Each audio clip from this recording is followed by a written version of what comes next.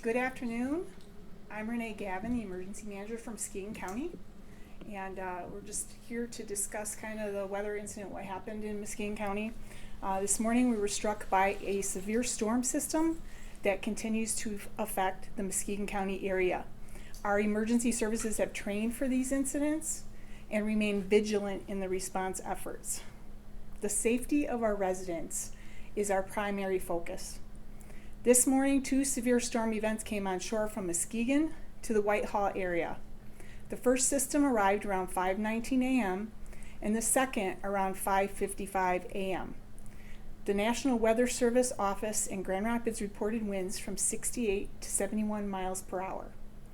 Within the first hour of the storm system, there were 776 calls into 911. There were numerous reports of wires and trees down, including several trees that had fallen through homes. The Muskegon County Emergency Operations Center was opened, and representatives from emergency service agencies from Muskegon County responded to assist. Primary highways are open, however, multiple residential and secondary roads remain closed due to power lines and debris on streets from Norton Shores to Muskegon to Whitehall. These roads include the areas of Whitehall and Michelinda Roads, Russell and Riley Thompson Roads, Seaway Drive, secondary roads in Blue Lake, Dalton, and Muskegon Townships. We are continuing to clear roadways and search for anyone who may be trapped in their homes or vehicles. Currently, around 37,000 residents are without power. We have 2 reported serious injuries caused from fallen trees. We ask everyone to please continue to obey all signage and barricades for your own safety. Those that are using generators, please keep them outdoors and away from windows. Anyone wishing to begin cleanup, please ensure to not cut anything where wires may be entangled in the debris. If you see a downed power line or tree that is marked with cones or caution tape, emergency crews have already been made aware of these. All other downed lines or reports of gas leaks should be reported to 911. Anyone that needs to report a missing or unaccounted for individual can call Muskegon County Central Dispatch at 231-722-3524 extension 1. This number is for missing persons only and is not for general questions or information. Anyone that is requiring immediate services such as food or temporary housing is asked to dial 211 or call 231-733-1155. If you have an emergency, please continue to call 911. We understand the impact the storm has had on everyone, and we ask for your continued support during this time as we continuously work to bring our community back and restore vital services. Thank you. And I'll introduce those that are with me. Lieutenant Brandon Poole, the Norton Shores Police Department. Lieutenant Austin Amont, Muskegon County Sheriff. Rich Hodeman, Community Affairs Manager, Consumers Energy. Bob Gagnon, Fire Chief for the City of Norton Shores. Lieutenant Michelle Robinson, Public Information Officer, Michigan State Police 6th District. And I'll turn it over to Rich Hodeman from Consumers if there are questions for him. Yeah, I can give you a couple just general updates if you'd like before questions. Does that sound good? Okay. So my name is Rich Hodeman, Consumers Energy, a Community Affairs Manager. We had about, we want to provide a quick update. Right now we've had about 40,000 restored customers with about 160,000 that were impacted in total. About about a third of those outages occurred in the Muskegon, Ottawa, and Newaygo areas. So that was where a lot of the damage was initially felt. As we speak, we're carrying out our plan. We have over 260 crews monitoring and battling our outages as we speak, and we are making plans to increase that level tomorrow. We're going to have some of our in-state collaborations leverage tomorrow, and we should also have about 5 out-of-state crews coming in to give us some support. We just really want to say thank you to to all of our customers that are patient through this process, the local communities we work with. We're out in the streets together, cutting and clearing and creating a safer environment as we begin to restore. Our crews will be working 16-hour shifts, working long shifts, and our crews will be out there until the last customer is restored. We do anticipate this will be a multi-day event, but we're hopeful that based on the progress we're having, we're hopeful that many will be restored by the end of the day tomorrow. But we know that some could stretch into Friday. We just also want to say, we just approach our outages. We have to create a safe environment. Then we have to do our damage assessment. So it's really important that we understand what our crews need, so that when they go out there, they have the resources needed to do the job in a timely way.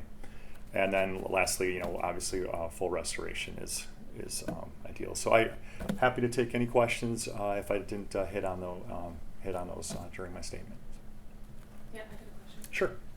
I saw a mobile command center out at the Meyer in North Muskegon. What is that and how does that work? No, that's great. So we want to give really focused attention to this area, and we can be very nimble with our crews and dispatching and getting information and intel. We also have a store trailer right next door to it, so crews can go to it, get poles, insulators, splices, and things like that.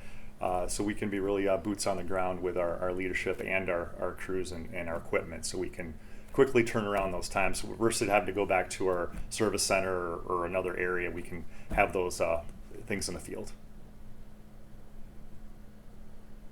Any other questions? Okay. We'll be giving periodic updates on our social media. That would be the Facebook page for Muskegon County Emergency Services.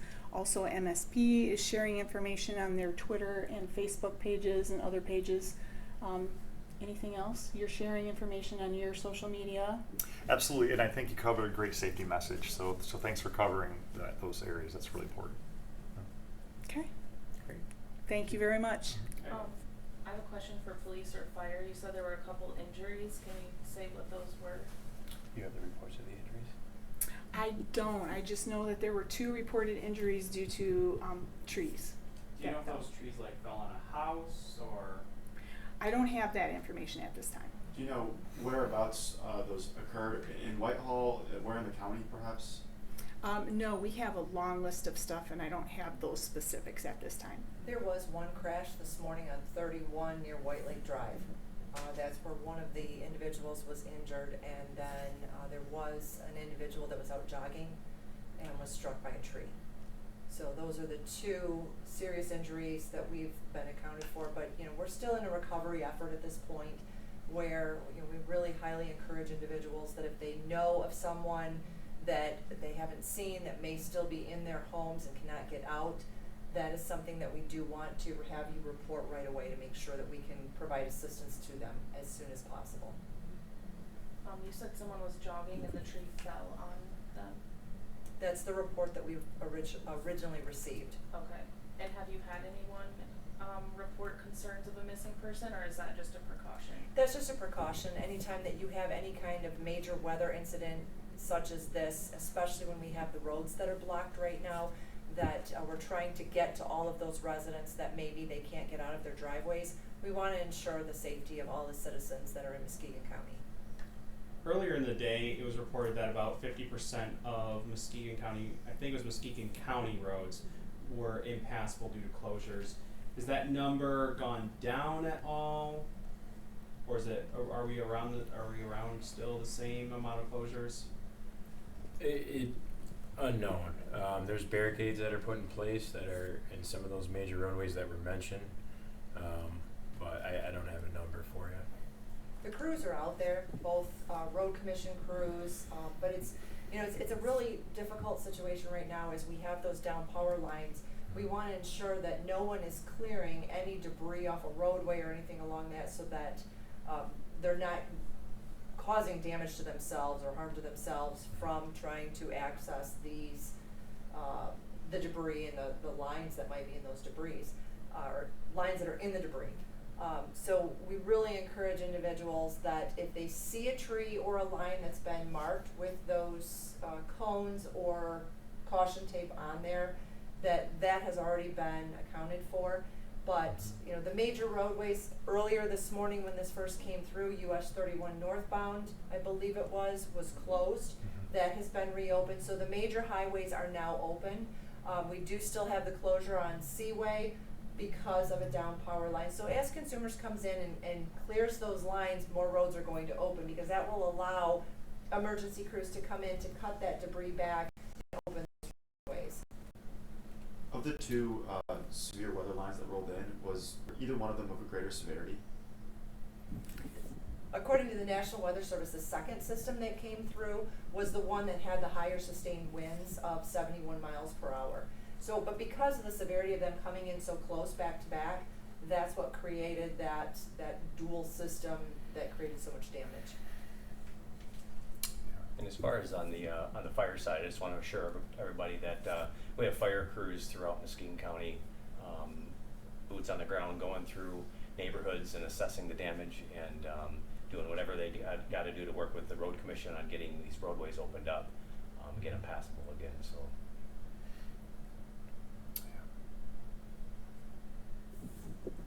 Anything else? Thank you very much, and we will be putting updates on social media, and then if we have any additional press conference or releases, then we'll put that information out also. Thank you. Thank you. Thank you, everyone.